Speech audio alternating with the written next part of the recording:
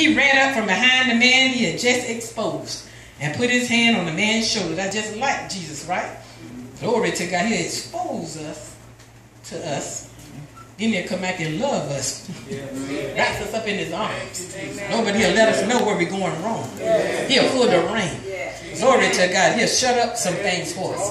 Glory to God that we think we ought to have.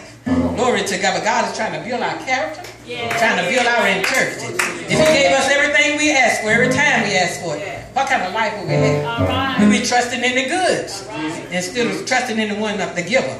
So he ran up behind him, touched him on the shoulder. He had compassion for one who was so close. Yet still, he missed it all.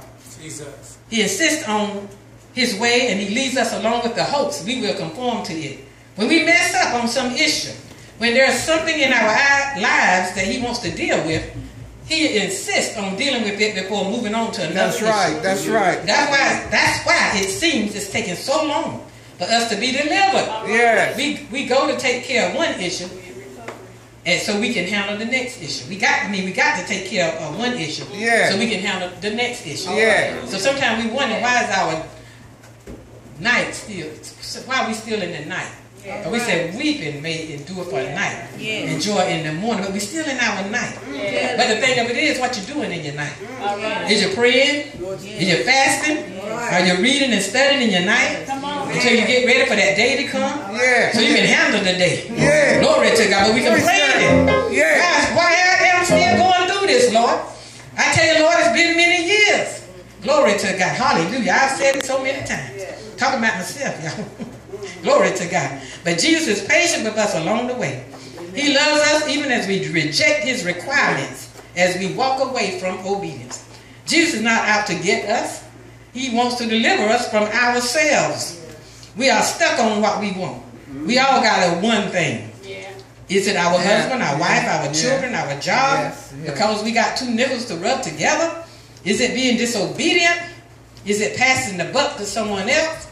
Following Jesus will cost something. It could be money, time, effort, convenience, pleasures, the right to rule yourself. He said it's easier for a camel go through the eye of a needle than for a rich man to enter into heaven. And y'all know why he said it, right? Glory to God, because if people got riches, it's hard to turn those riches loose.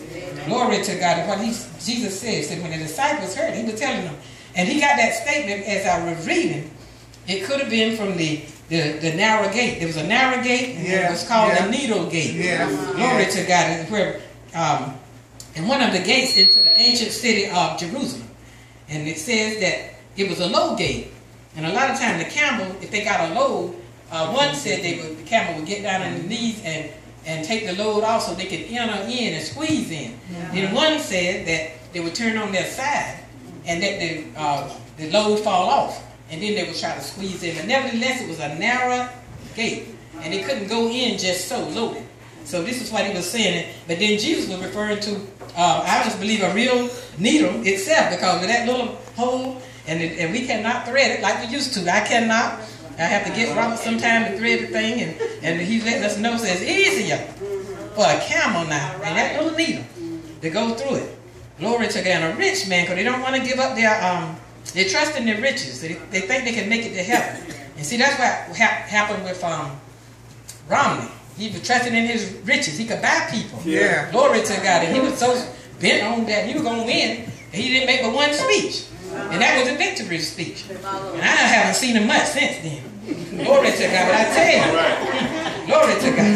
But it's impossible if you love money more than God. You can't love both God and mammon. You either love the one and hate the other. The man continued to walk away, and Jesus said it to the crowd. How hard it is. He turned and looked at the disciples and all. And he said, it's just hard for a rich man to make it into heaven. And Peter, of course, you know Peter, with Mr. Big Mouth. He's always speaking up. Always speak without thinking.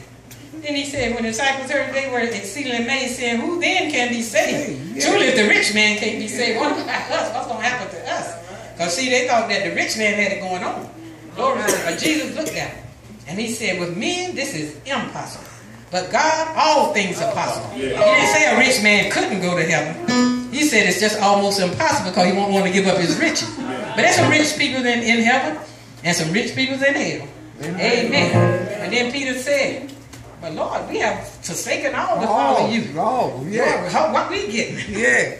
And I tell you, Peter, and he said, we gave up our homes and everything to follow you. Yeah. And I guess Peter was trying to compare himself to the rich ruler, whose possessions, pleasures, and wealth were too much to give up for Jesus. But Jesus, you know how our first instinct is. It is our first instinct is glory to God. And now sometimes we, our first instinct is, oh God, this is just too much. And God tell us to give somebody. Okay, if we want, God said, give them $1 or $2, give them $10. Okay, God, I got that. God said, well, bless them with $100 tonight. Okay, so we like the rich man. Glory to God. We start questioning. We might try to walk away. Glory to God. But I tell you, when the rich man just walked away. But I want you to know tonight, just don't give Jesus away.